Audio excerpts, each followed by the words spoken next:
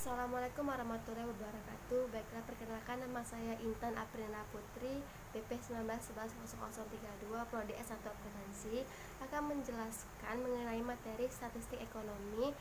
Nah, pada bab pertama ini kita akan menjelaskan mengenai materi analisis regresi linear sederhana dan korelasi sederhana. Baiklah, kita mulai ya. Nah, yang pertama, apa itu regresi dan apa tujuan regresi linear sederhana tersebut? Regresi merupakan suatu teknik menganalisa untuk hubungan suatu variabel dengan variabel lainnya, atau dengan kata lainnya itu untuk mengukur kuat atau lemahnya suatu hubungan variabel dengan variabel lainnya. Nah, di sini kita mempunyai ciri-ciri regresi linear sederhana. Yang pertama yaitu hubungan satu arah, dimana yang dimaksudkan dengan hubungan satu arah tersebut yaitu dengan hubungan antara variabel bebas ke variabel terikat atau variabel x ke variabel y. Nah, di sini saya akan menjelaskan sedikit apa itu variabel bebas dan apa itu variabel terikat. Nah, variabel bebas merupakan variabel yang nilai-nilainya tidak bergantung pada nilai variabel yang lainnya atau sering disimbolkan dengan x. Dan yang kedua, variabel terikat yaitu variabel yang nilai-nilainya terikat dengan nilai variabel lainnya, makanya disebut dengan variabel terikat atau sering disebut dengan y atau sering disebutkan dengan y. Nah, selanjutnya yang kedua sederhana. Yang dimasukkan sederhana tersebut yaitu hanya mempunyai satu variabel, yaitu variabel bebas dan variabel terikat, hanya 1:1 seperti itu. Nah, selanjutnya yang ketiga linear. Yang dimaksud dengan linear tersebut yaitu memiliki parameternya itu linear, tolak ukurnya itu linear gitu, teman-teman.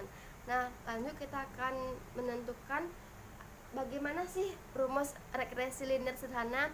Nah, di sini kita mempunyai komponen-komponen rumusnya, yaitu y topi sama dengan a tambah b kali x. Nah, yang y topi itu merupakan taksiran variabel terikat, dan a merupakan konstanta, dan b merupakan koefisien arah regresi, dan x merupakan variabel bebas atau variabel yang menentukan bagaimana sih regresi linear ini selanjutnya gitu, variabel penentu apakah ini nanti begini, apakah nanti begini. Nah, lanjut kita akan masuk ke dalam rumus-rumus bagaimana cara mencari nilai A dan nilai B tadi yang pada rumus sebelumnya. Nah, di sini kita akan mencari nilai A. Nilai A yaitu sigma Y dikali sigma X kuadrat dikurang sigma X dikali sigma X kali Y per N sigma X kuadrat dikurang sigma X kuadrat. Begitu cara mencari nilai A atau konstantanya tadi kan. Nah, yang selanjutnya kita akan lanjut ke B. B merupakan yang tadi itu. Nah, lanjut ke B, rumusnya N dikali sigma XY dikurang sigma X dikali sigma Y per N dikali sigma X kuadrat dikali sigma X kuadrat. Nah, sama ya penyebutnya antara A dan B. Nah, lanjut korelasi sederhana. Nah, apa korelasi tersebut? Korelasi merupakan suatu penentu atau tolak ukur dalam mengukur kuat atau lemahnya suatu hubungan variabel satu dengan variabel yang lainnya. Nah, lanjut koefisien korelasi. Koefisien korelasi itu merupakan bilangan yang mengukur keeratan hubungan suatu variabel lemah ataukah tinggi, ataukah sangat lemah, ataukah sempurna gitu, atau sangat-sangat kuat. Nah, di sini kita juga mempunyai koefisien korelasi. Nah, koefisien korelasi ini mempunyai interval koefisiennya atau tingkat hubungannya.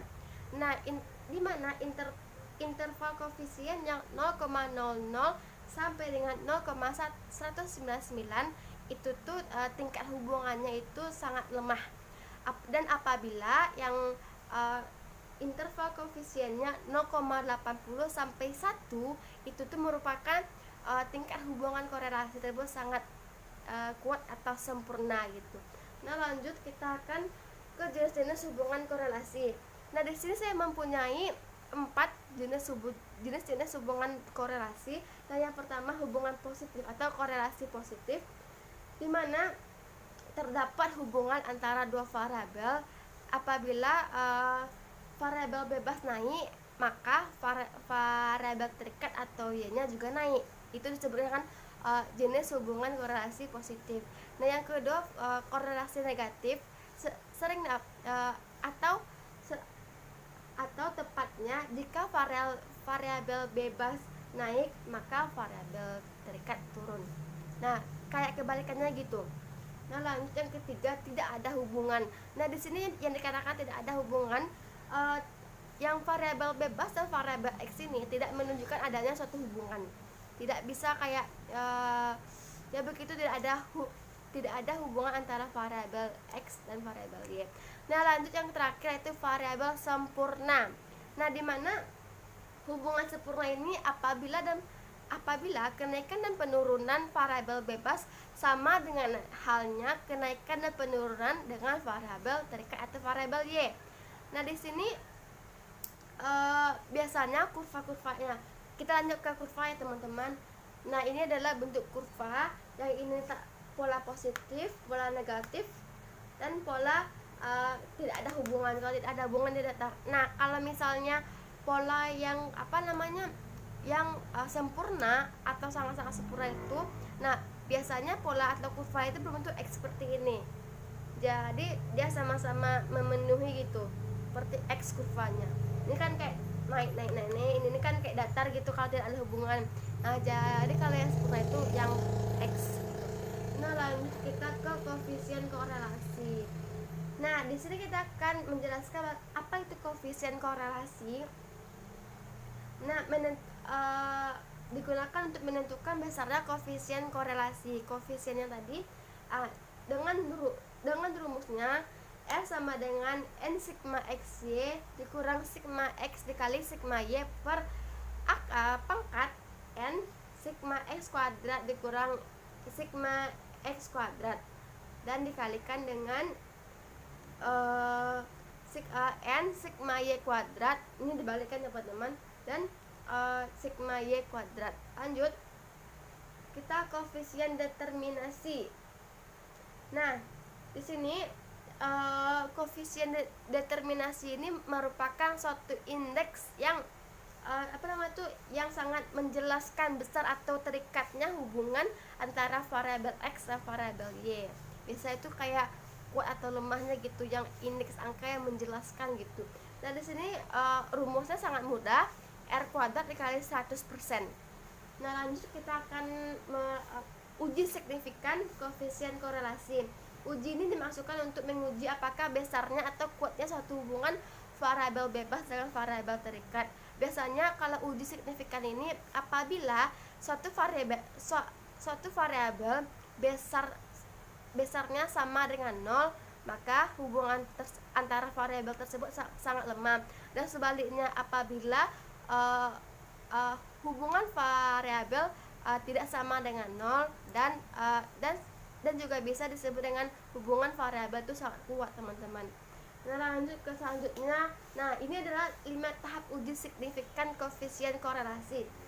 Yang pertama, kita harus melakukan perumusan hipotesa seperti H0 sama dengan P sama dengan 0, atau H0 dibagi P tidak sama dengan 0. Nah, dua tersebut hipotesa kita. Nah, yang selanjutnya, yang kedua, menentukan taraf nyata beta dengan derajat bebas N kurang K. Nah, begini. Nah, yang ketiga, menentukan uji statistis K. Nah, apabila kita sudah mendapatkan poin 1 dan poin 2, kita akan melanjutkan uji statistik ini untuk menentukan di mana wilayah himpunan tersebut gitu, apakah di H0 ditolak atau di H0 diterima. Nah, lanjut yang keempat, menentukan daerah keputusan. Nah, daerah keputusan itu yang seperti yang saya bilang tadi, apakah H0 tersebut ditolak atau H0 tersebut diterima. Nah, yang kelima, yang terakhir, menentukan keputusan. Nah, keputusan itu hasil dari uji kita tadi. Nah, lanjut kita akan ke soal. Nah, di sini kita akan bahas soalnya. Ujilah apakah nilai R sama min 0,13884 pada hubungan antara suku bunga dan investasi. Nah, jadi yang diminta itu hubungan suku bunga dan investasi gitu. Dan investasi dengan tarafnya 5% atau nilai ujian 5%. Yang pertama, perumusan yang kita lakukan adalah yang tadi, perumusan hipotesa dengan membuat apakah ada dua pilihan. H0 dibagi P sama dengan 0, H1 dibagi P tidak sama dengan 0. Nah, yang kedua, lanjut, taraf nyatanya adalah 5% untuk uji dua arah. Di sini untuk uji dua arah, maka yang beta dibagi 2 berarti 5 dibagi 2 dapat hasilnya 0,05, dan dibagi 2 lagi 0,05 dibagi 2 dapatlah hasilnya 0,025. Dengan derajat bebasnya di sini sudah tertulis mungkin di soal, n dikurang k tersebut tuh kayak apa namanya, uji ya konstanta kalau salah. 9 dikurang 2 sama dengan 7. Dengan nilai taraf nyatanya yang tadi yang 0,025 dan DF-nya 7 adalah 2,36. Jadi kita dapat tarafnya. Nah, yang selanjutnya kita akan menentukan nilai uji T, di mana kita akan menentukan apakah dia memiliki daerah himpunan yang ditolak atau tidak. Nah, lanjut menentukan nilai uji yaitu ini. H0 udah kita masukkan semua rumusnya dan kita masukkan soal keputusan nilai kritis. Nah, dan di sini kita juga bisa menggunakan tabel Z. Tabel kumulatif Z. Nah, di sini. Nah, jadi letaknya nilai kritisan 2,36. Jadi sini 2,36. Jadi yang min 0,93 min 0,39 tersebut terletak pada tengah. Berarti kalau di tengah-tengah di sini teman-teman itu tuh H0 diterima, dan apabila H0-nya di sisi kanan dan sisi kiri tersebut itu tuh H0 ditolak gitu. Nah, kesimpulannya tingkat suku bunga dan investasi sangat lemah atau tidak ada hubungan. Nah, lanjut kita korelasi ganda. Korelasi ganda merupakan suatu korelasi suatu hubungan yang menentukan erat atau tidaknya hubungan antara dua variabel atau bebas. Nah, yang menjadi pembeda dengan korelasi sederhana itu jumlah variabelnya, di mana variabel korelasi ganda mempunyai variabel yang lebih banyak untuk diujikan. Baik, sekian, terima kasih untuk materi regresi linear sederhana.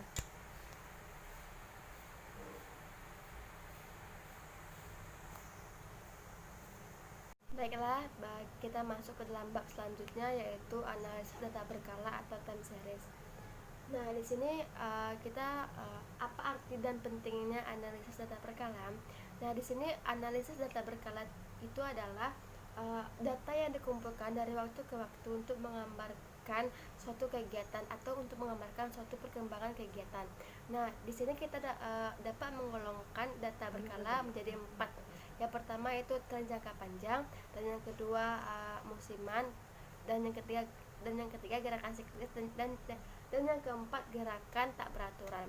Nah, menurut suatu paham klasik, analisis data berkala itu ditimbulkan dari hasil perkalian dari empat penggolongan tren tersebut, yaitu tren jangka panjang T, siklis C, musiman S, dan tidak beraturan I. Nah, sedangkan menurut ahli statistik, analisis data berkala itu dihasilkan dari hasil dari penambahan. Lanjut, kita akan masuk ke bab selanjutnya mengenai distribusi normal. Nah, apa itu distribusi normal? Distribusi normal merupakan suatu distribusi teoritis dari variabel random kontinu, atau juga disebut dengan distribusi Gauss sesuai dengan nama pengembangnya.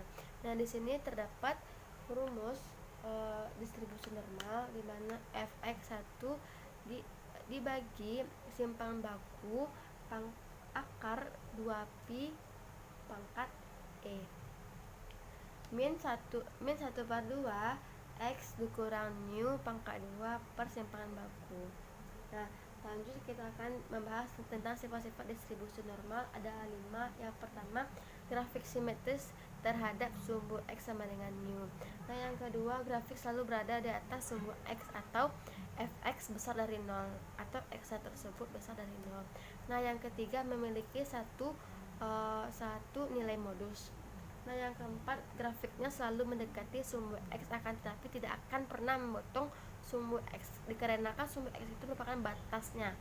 Nah, yang terakhir, yang kelima, luas daerah di bawah kurva fx dan di atas sumbu X sama dengan 1, yaitu P. Nah, lanjut kita masuk ke dalam soal, teman-teman.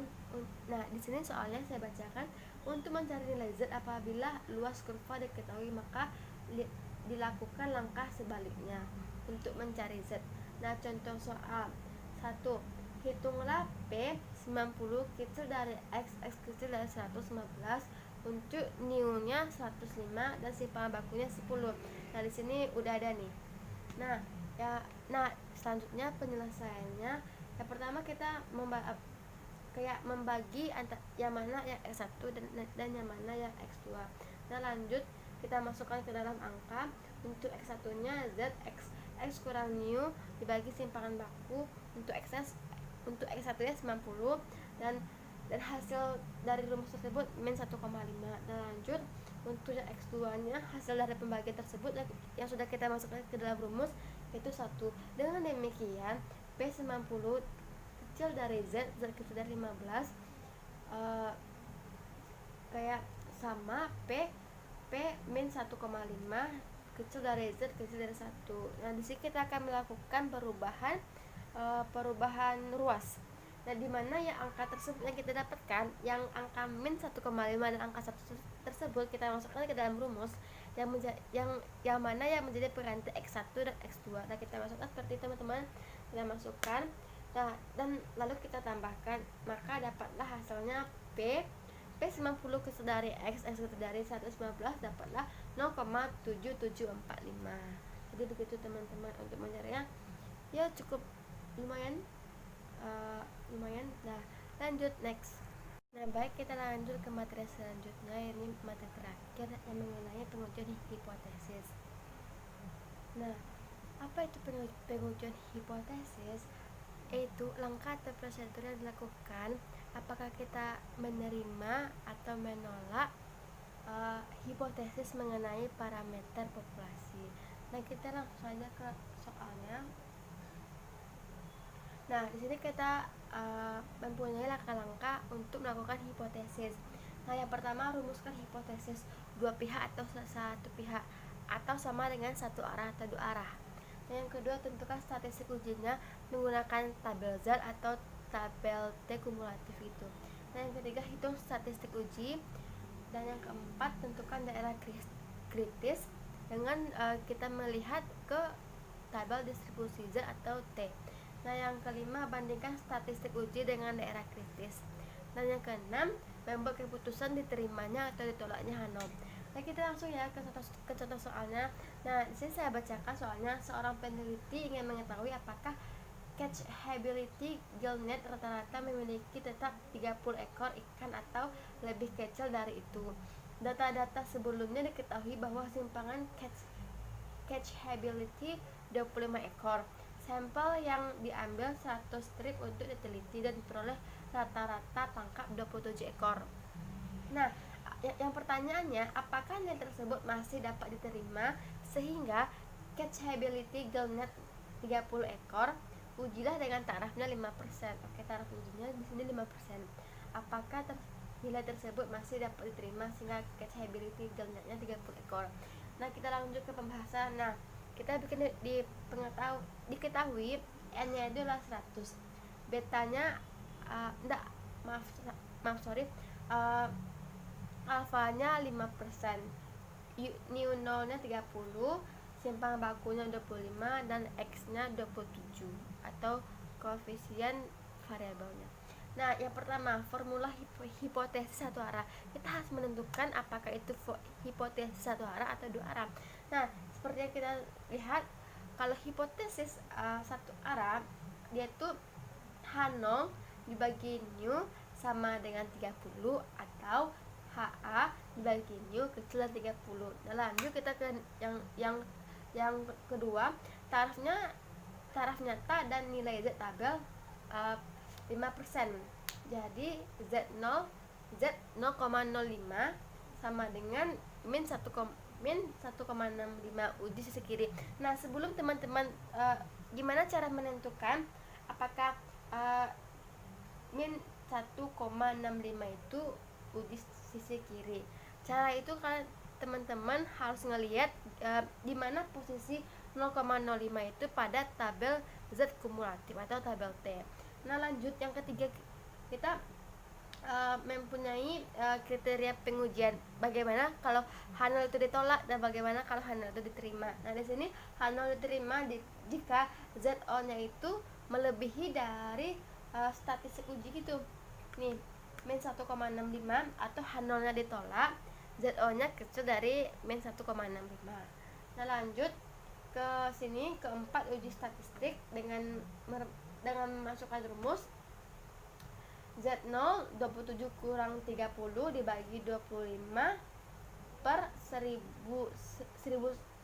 dibagi 2, dapatlah min 1,2, di mana min 1,2 itu lebih besar dari min 1,65, berarti H0 diterima. Nah, jadi kesimpulannya catchability kelna sebesar 30 ekor, masih bisa 30 ekor. Nah, sekian pemaparan materi dari saya. Apabila ada kesalahan dan kekurangan kata, mohon maaf. Wassalamualaikum warahmatullahi wabarakatuh.